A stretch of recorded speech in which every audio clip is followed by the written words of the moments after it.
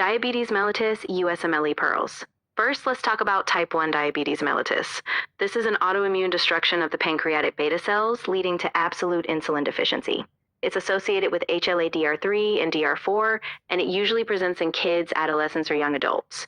These patients have a high risk of diabetic ketoacidosis, and you'll often see autoantibodies like GAD, islet cell, and insulin antibodies.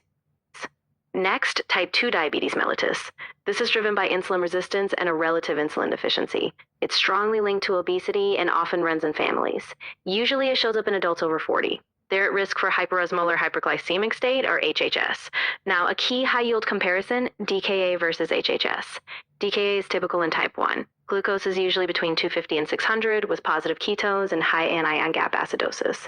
Patients show Kussmaul breathing, dehydration, and abdominal pain. Meanwhile, HHS happens in type 2. Glucose is often above 600, ketones are minimal, and there's no significant acidosis.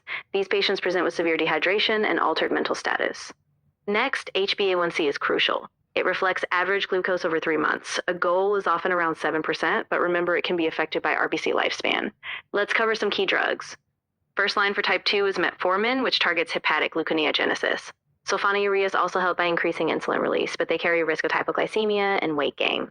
Other important meds, SGLT2 inhibitors, which promote glucose excretion, GLP-1 agonists, which help with weight loss and cardiovascular benefits, and thiazolidinediones, which improve insulin sensitivity but may cause weight gain or heart failure. Obesity is a huge risk factor for type 2, so weight loss and exercise boost insulin sensitivity.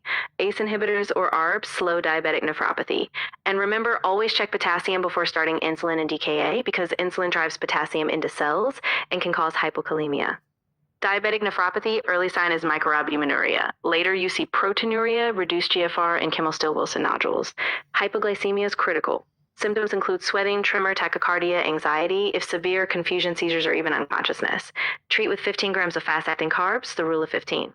Peripheral neuropathy often follows a stocking glove pattern, and autonomic neuropathy can cause gastroparesis, orthostatic hypotension, and erectile dysfunction. Screen for diabetic retinopathy yearly with a dilated eye exam and check the feet at every visit. Know the Somoji effect, nighttime hypoglycemia leads to morning rebound hyperglycemia, whereas the dawn phenomenon is driven by early morning cortisol and growth hormone. And don't forget to vaccinate your diabetic patients, flu, pneumococcal, and hepatitis B vaccines.